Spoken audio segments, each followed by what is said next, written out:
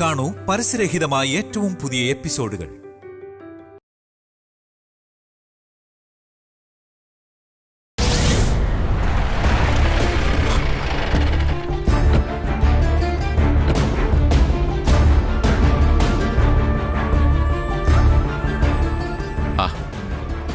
രാവിലെ ഒരു വാക്കുപോലും പറയാതെ എവിടെ പോയതാ? മോന്റെ പുതിയ ഫ്രണ്ടിനെ കാണാൻ. ഞാൻ ഊഹിച്ചു. അവളുടെ മരുമകളായി എത്തുന്നതിന് മുമ്പേ കാണാതിരിക്കാൻ വയ്യാതായോ?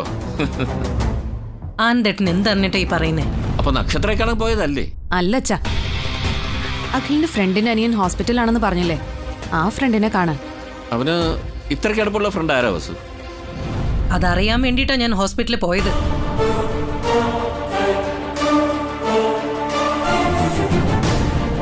അഖിക്ക് അത്ര വേണ്ടപ്പെട്ട സുഹൃത്താണെങ്കിൽ വേണ്ടുന്ന സഹായങ്ങൾ നമ്മൾ ചെയ്തു കൊടുക്കണ്ടേ? വേണ്ടടാ.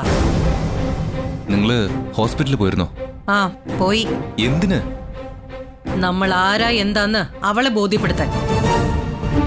അവളോ? നിങ്ങൾ ആരുടെ കാര്യമാണ് പറയുന്നത്?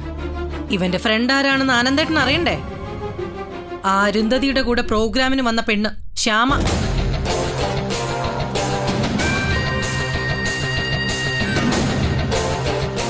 എനിക്കവളെ കണ്ടപ്പോ മുതൽ ഒരു കള്ളലക്ഷണം തോന്നിയതാ. പണക്കാരൻ പയ്യന്മാരെ വളച്ചെടുത്ത് പണം തട്ടുക എന്നത് അവളുടെ ലക്ഷ്യം. ശ്യാമയെ കുറിച്ച് അങ്ങനെ പറയരുത്.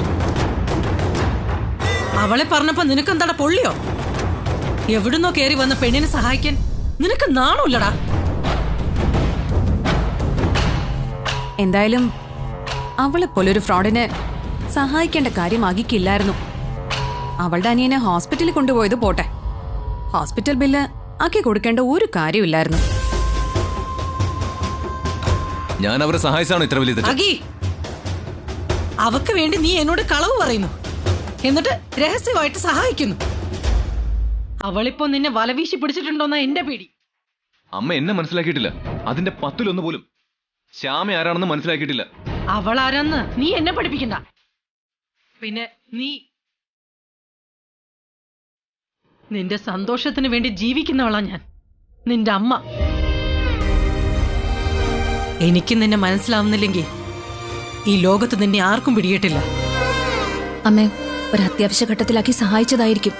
അത് ഇത്ര വലിയ പ്രശ്നമാക്കണോ? എനിക്ക് ബോധ്യപ്പെട്ട കാര്യങ്ങളാ ഞാൻ സംസാരിക്കുന്നേ. അത് ശരിയാണെന്ന് ഉറപ്പുള്ളതുകൊണ്ടാണല്ലോ ആനന്ദേട്ടൻ ഒരക്ഷരം പോലും പ്രതികരിക്കാതെ നിൽക്കുന്നേ. ഒരു വശത്ത് ഭാര്യ, മറുവശത്ത് മകൻ. ഇതിൽ ആരുടെ പക്ഷം ചേർന്ന് പറഞ്ഞാലും മറ്റൊരാൾക്ക് സങ്കടമാവും. അതെനിക്ക് വിഷമമാണ്. അതുകൊണ്ട് ഞാനിപ്പം മിണ്ടാതെ നിൽക്കുന്നത്. ഇതിലെന്തെങ്കിലും സത്യാവസ്ഥ ഉണ്ടോന്ന് അറിയണ്ടേ? ഇങ്ങനെ മറ്റാരും അറിയാതെ അഖിമൻ ആ പെണ്ണിനെ സഹായിക്കുന്നുണ്ടെങ്കിൽ അതിന്റെ കാരണം കൂടി കണ്ടെത്തണം. അമ്മ അവളോട് ആവശ്യത്തിന് പറഞ്ഞിട്ടുണ്ട്. അല്പമെങ്കിലും മാന്യത ഉണ്ടെങ്കിൽ അവളിനി അഖിയുടെ പരിസരത്ത് പോലും വരില്ല. ഇനി അതല്ല, നിനക്ക് മറ്റെന്തെങ്കിലും ഉദ്ദേശം ഉണ്ടെങ്കിൽ അതങ്ങ് ഉപേക്ഷിച്ചേക്ക്. എന്നിട്ടിനി നമ്മൾ തമ്മിൽ കണ്ടാ മതി.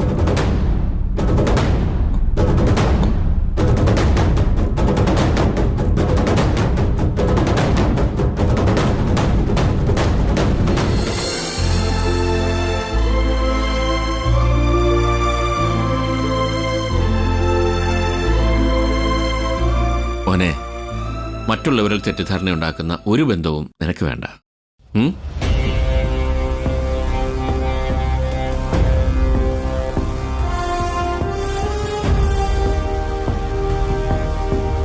ശ്യാമയുടെ അനിയനെ ഹോസ്പിറ്റലിൽ കൊണ്ടുപോയ കാര്യം ഏട്ടത്തിയോട് മാത്രമേ ഞാൻ പറഞ്ഞിട്ടുള്ളൂ. പിന്നെങ്ങനെയാ അമ്മ ഹോസ്പിറ്റലിലെത്തിയത്? ഞാനതേക്കുറിച്ചൊരു വാക്കുപോലും അമ്മയോട് പറഞ്ഞിട്ടില്ല. നിനക്ക് സന്തോഷം കിട്ടുന്ന എന്താണോ അത് നീ ചെയ്തോളണം. പക്ഷേ കുടുംബത്തിന്റെ അന്തസ്സ് അത് കളയാതെ നോക്കണം.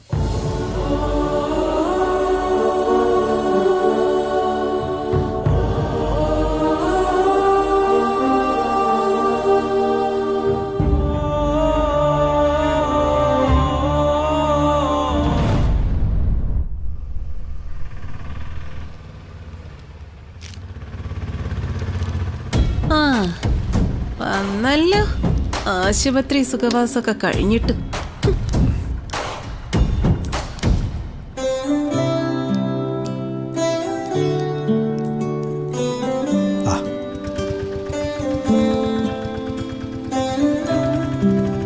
അരവിന്ദനെവിടെ?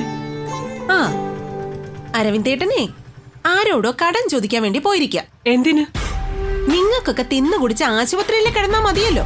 കാശുണ്ടാക്കാൻ ഓടി നടക്കേണ്ടതേ എന്റെ അരവിന്ദേട്ടൻ മാത്രമല്ലേ?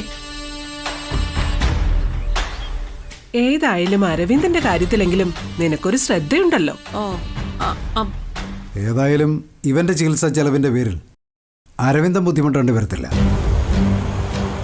അതെന്താ? ആരെങ്കിലും കാശ് നൂലേ കെട്ടി ഇറക്കി തരുമോ? അതോ അതിനും കോടീശ്വരപുത്രം വരുമോ? ജയന്തി, നീ ഈ കുടുംബത്തിന്റെ മരുമകളാണോ അതോ ശത്രുവോ? ചികിത്സയ്ക്ക് വേണ്ടി നിങ്ങൾ ഉണ്ടാക്കി വെക്കുന്ന ബാധ്യതകൾ തീർക്കാനേ എന്റെ ഭർത്താവല്ലേ ഉള്ളൂ. ജയന്തി, ഒരു ബാധ്യത അരവിന്ദന്റെ തലേ വരില്ല. അതുപോരെ, വാ മോനെ. ഹോസ്പിറ്റലിൽ നിന്ന് പാലും മുട്ടയൊക്കെ കിട്ടി കാണും. ഏട്ടത്തേക്ക് വരാറുന്നില്ലേ? വാ. ഹലോ.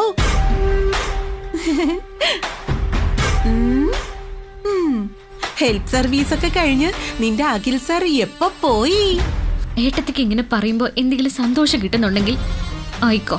ഓ, മറ്റുള്ളവരുടെ പേര് ചേർത്ത് എന്നെ ഇങ്ങനെ കളിയാക്കരുത്. ക്ഷമിച്ച് ക്ഷമിച്ച് ഒരു ദിവസം നിയന്ത്രണം വിട്ട് ഞാൻ എങ്ങനെയും പ്രതികരിച്ചു എന്നിരിക്കും. ഓരോന്നും പറഞ്ഞും പ്രവർത്തിച്ചും എനിക്ക് ഏട്ടത്തോടുള്ള ബഹുമാനവും സ്നേഹവും ഒന്നും നഷ്ടപ്പെടുത്തരുത്. ഓ, ഞാനൂലും തലപൊക്കാൻ തുടങ്ങി. അഹങ്കാരി, കഷ്ടം തന്നെ.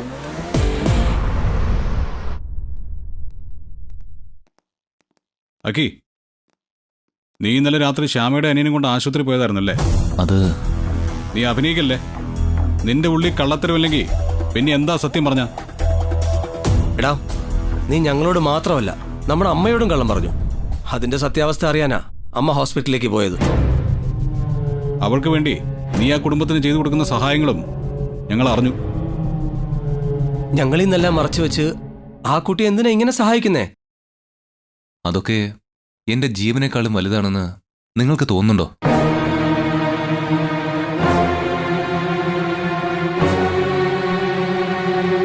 മൂന്ന് തവണ എന്റെ ജീവൻ രക്ഷിച്ചവളാ ശ്യാമ.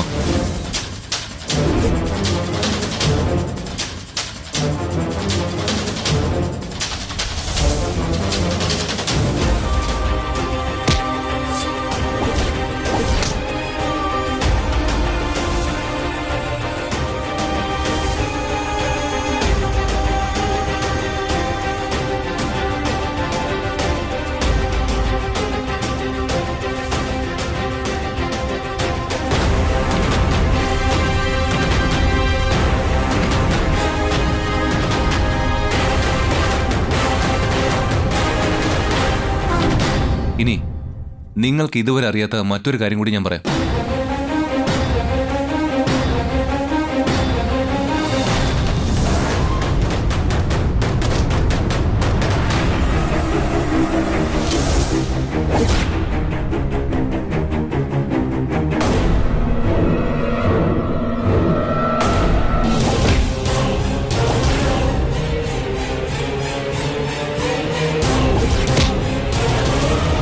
ഏട്ടന്റെ കുട്ടികളെ അന്ന് രക്ഷപ്പെടുത്തിയത് ശ്യാമയാ.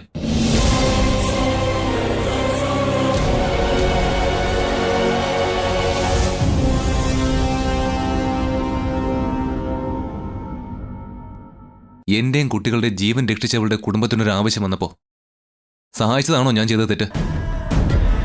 എങ്കിൽ എന്നെയാ ശിക്ഷിക്കേണ്ടത്, അല്ലാതെ ഒരു പാവം പെണ്ണിനെ ഹോസ്പിറ്റലിൽ പോയി ഭീഷണിപ്പെടുത്തുകയല്ല വേണ്ടത്. ഇന്നലെ വരെ നിലനിൽപ്പിന് വേണ്ടി ഞാൻ ഒരു കള്ളം പോലും അമ്മയോട് പറഞ്ഞിട്ടില്ല. ശ്യാമയുടെ കാര്യത്തില് അങ്ങനെ പറയേണ്ടി വന്നതിൽ എനിക്ക് കുറ്റബോധമുണ്ട്. നിങ്ങൾ വിചാരിക്കുന്ന തരത്തില് ഒരു ബന്ധവും ഞങ്ങൾ തമ്മിലില്ല. വെറും ഫ്രണ്ട്ഷിപ്പ് മാത്രം. വിശ്വസിക്കാമെങ്കിൽ വിശ്വസിക്കേ. നിന്നെ അവള് ഒരു ട്രാപ്പിൽപ്പെടുത്താൻ ശ്രമിക്കുകയാണെന്നൊരു സംശയം ഞങ്ങൾക്കുണ്ടായിപ്പോയി. നീ അവളുടെ അനിയന് ചികിത്സയ്ക്കുള്ള പണം കൊടുത്തതും അക്കാര്യം ഒളിപ്പിച്ചു വെച്ചതും സംശയം കൂട്ടി. അക്കാര്യത്തിൽ അമ്മയ്ക്ക് സങ്കടമുണ്ട്. അമ്മയുടെ സങ്കടം ഞാൻ മാറ്റിക്കൊള്ളാം. എടാ, നമ്മളെന്നും ഒരു മനസ്സോടെ ജീവിക്കണം. എന്തൊക്കെ തെറ്റിദ്ധാരണ ജീവിതത്തിലുണ്ടായാലും അത് അപ്പം തന്നെ സംസാരിച്ച് ക്ലിയർ ചെയ്ത് പോണം. അമ്മയും ഞങ്ങളുമൊക്കെ നിന്റെ കാര്യത്തിൽ ഓവറായിട്ട് ഇടപെടുന്നതും വഴക്ക് പറയുന്നതുമെല്ലാം സ്നേഹം കൊണ്ടാടാ.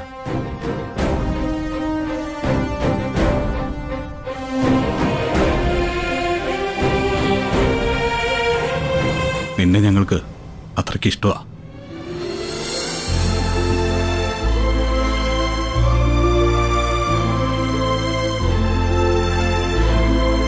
പാടാ.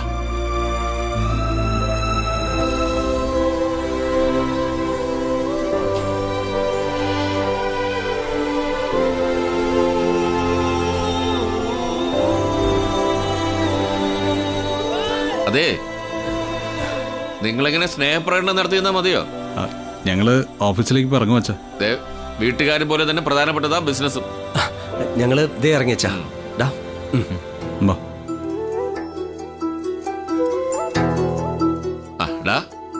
ഫാക്ടറിക്ക് വേണ്ടി നോക്കി വെച്ച സ്ഥലത്തിന്റെ അഡ്വാൻസ് കൊടുക്കുന്ന ഡേറ്റ് ഇന്നാ. നീ അത് മറന്നോ? ഇല്ല ചാ, രവീന്ദ്രൻ സാറിനോട് ഓഫീസിലേക്ക് വരാൻ പറയാം. അദ്ദേഹത്തിന് എന്തോ ക്ഷീണമാണെന്ന് പറഞ്ഞു. 30 ലക്ഷം നമുക്ക് അവിടെ എത്തിച്ചു കൊടുക്കാം. കൃഷ്ണപുരത്ത് അദ്ദേഹം താമസിക്കുന്നത്. കൃഷ്ണപുരം? അത് ശ്യാമ താമസിക്കുന്ന സ്ഥലമല്ലേ? നീ എന്താ ആലോചിക്കുന്നത്? ഏയ് ഒന്നുമില്ല. അച്ഛൻ വേഗം റെഡി ആയിക്കോ, നമുക്ക് ഉടനെ പോവാം. ഞാൻ അമ്മയൊന്ന് കണ്ടിട്ട് വരാം.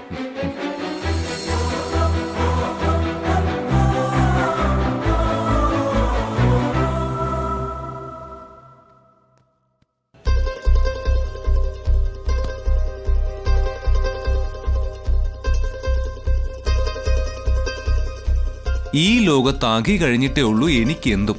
അവൻ എന്റെ ജീവന. അവന്റെ മനസ്സ് വേദനിക്കുന്ന എനിക്ക് സഹിക്കാൻ പറ്റില്ല എന്നൊക്കെയാണല്ലോ എപ്പോഴും പറയാറ്. അതൊക്കെ പറച്ചില് മാത്രമേ ഉള്ളൂ അല്ലേ?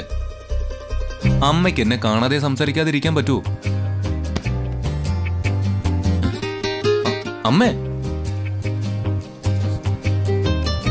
അമ്മ എന്നെ സ്നേഹിക്കുന്നുണ്ടെങ്കിൽ, വിശ്വസിക്കുന്നുണ്ടെങ്കിൽ ഞാൻ പറയുന്ന കേട്ടിട്ട് പോ. അമ്മയുടെ മുഖത്ത് നോക്കി കള്ളം പറയുന്നവന്റെ വാക്ക് കേൾക്കേണ്ട കാര്യമില്ല എനിക്ക്. ഞാൻ അമ്മയോട് കള്ളം പറഞ്ഞിട്ടില്ല. ഫ്രണ്ടിന്റെ അനിയനെ ഹോസ്പിറ്റലിൽ കൊണ്ടുപോയെന്നല്ലേ ഞാൻ പറഞ്ഞത്.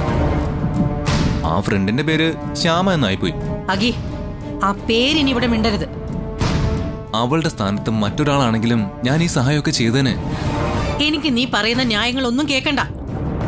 നിനക്കൊരു പേര് ദോഷം വരാൻ ഞാൻ സമ്മതിക്കില്ല. അമ്മ എന്താ വിചാരിച്ചിരിക്കുന്നത്? ഞാനും ശ്യാമയും തമ്മിൽ ഇഷ്ടത്തിലാണെന്നോ?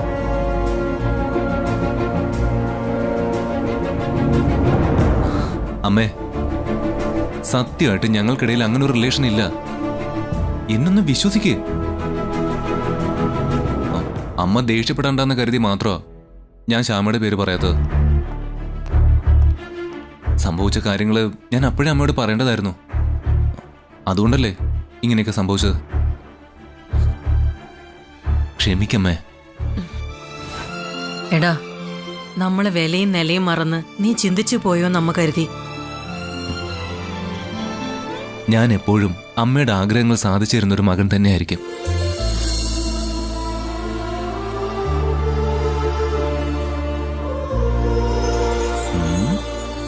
ഓ, അങ്ങനെ വസന്തരാമ്മയുടെ മുഖത്തെ കാർമേഘം മാറി സൂര്യൻ തെളിഞ്ഞു. ഓടാവിടുന്ന്. ഞാൻ അച്ഛനോട് പോയിട്ട്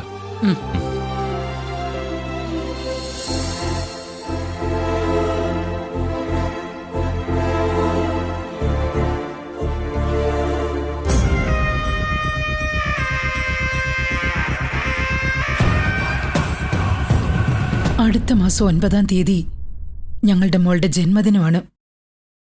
എന്റെ മോൾക്കുള്ള ബർത്ത്ഡേ ഗിഫ്റ്റായി ആനന്ദവർമ്മയുടെ കുടുംബത്തിന് ഒരു ഷോക്ക് കൊടുക്കണം.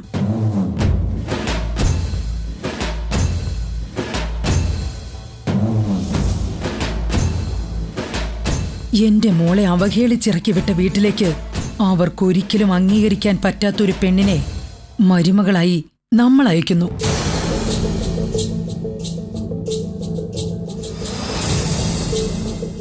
നമ്മുടെ മകൾ ജനിച്ച അതേ ദിനത്തിൽ തന്നെ ശ്യാമ അഖിലിന്റെ വധുവായി ആ വീട്ടിലെത്തണം. 9-ാം തീയതിക്ക് ഇനി കുറച്ച് ദിവസമല്ലേ ഉള്ളൂ. അതിനിടയില് വിവാഹത്തിനുള്ള എല്ലാ കാര്യങ്ങളും പൂർത്തിയാവോ? തിരുമേനി പറയുന്നത് അവർക്ക് വിശ്വാസമാണ്. നിശ്ചയം വേണ്ട, വിവാഹം നേരിട്ട് നടത്താമെന്ന് ഒരു ജോത്സ്യനെ കൊണ്ട് അവരോട് പറയിക്കണം.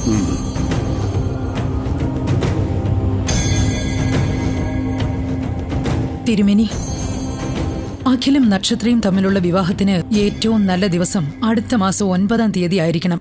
പാരമ്പര്യമായി ചിട്ടവട്ടങ്ങൾ സൂക്ഷിക്കുന്ന കുടുംബക്കാരാ. പെട്ടെന്ന് വിവാഹം നടത്തണമെന്ന് പറഞ്ഞാല് അവര് സമ്മതിക്കോ? സമ്മതിപ്പിക്കണം. വിവാഹം നീട്ടിവെച്ചാൽ പല പ്രശ്നങ്ങളും ഉണ്ടാകുമെന്ന് പറഞ്ഞ് ഭയപ്പെടുത്തണം. നിശ്ചയം നടത്താതെ വിവാഹം നടത്തുന്നതിന് എന്തെങ്കിലും വിശേഷാൽ പൂജകൾ ചെയ്താൽ മതി എന്നങ്ങ് പറയണം. ആ ചടങ്ങുകളിലൊക്കെ നക്ഷത്രയെയും ഉൾപ്പെടുത്താവുന്ന രീതിയിൽ പ്ലാൻ ചെയ്യണം. ഇനി അധിക ദിവസം ഇല്ലല്ലോ. 9-ാം തീയതി വരെ അവൾ ഈ വേഷം കെട്ടിയാ പോരെ? 9-ാം തീയതി വിവാഹ മണ്ഡപത്തിൽ നക്ഷത്രയുടെ സ്ഥാനത്ത് ശ്യാമയെ അഖില് താലി കെട്ടും. ഇനിയെല്ലാം തിരുമേനിയുടെ കയ്യിലാണ്.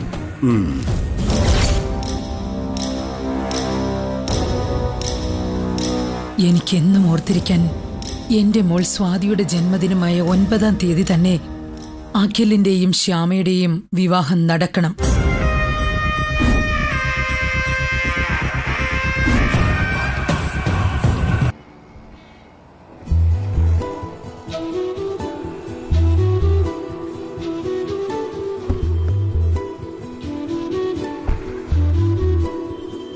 ലക്ഷം ആ അവര് റെഡിയാക്കി വെച്ചിരിക്കായിരുന്നു. രവീന്ദ്രന് 30 ലക്ഷം ക്യാഷ് ആയിട്ട് വേണമെന്ന് പറഞ്ഞോണ്ടാ, അല്ലെങ്കിൽ ഫണ്ട് ട്രാൻസ്ഫർ ചെയ്താൽ മതിയായിരുന്നു. ആ അല്ല,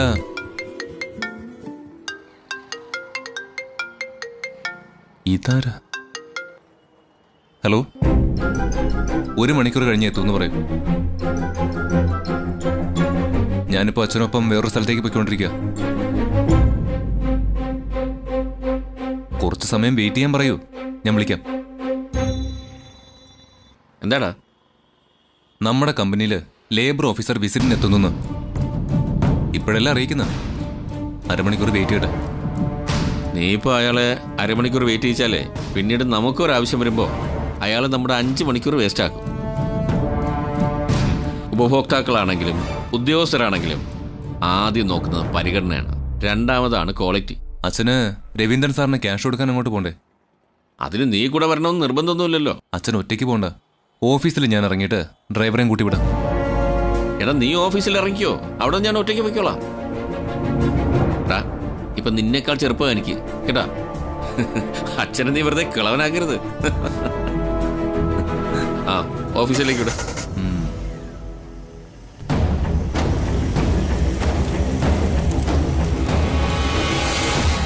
വസുന്ധര പറഞ്ഞ പ്രകാരമാണ് വിവാഹത്തിന് തീയതി കുറിക്കാനിരുന്നത്.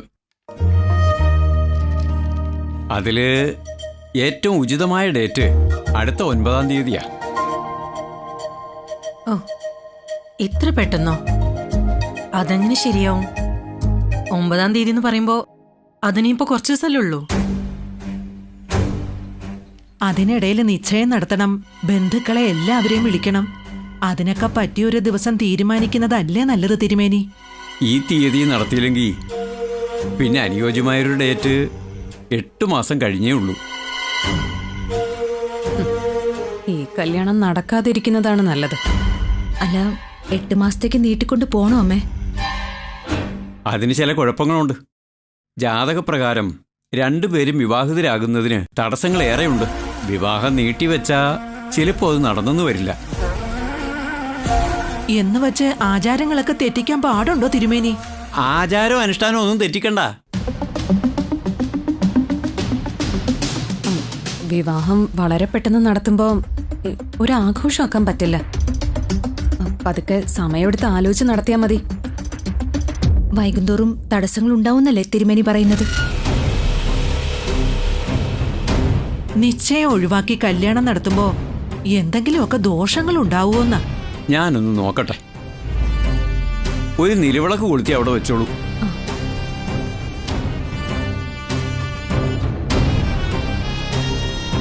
എല്ലാവരും വന്ന് ആലോചിച്ചിട്ട് തീയതിയുടെ കാര്യത്തിലൊരു തീരുമാനം എടുത്താ പോരെ വസുന്ധരെ?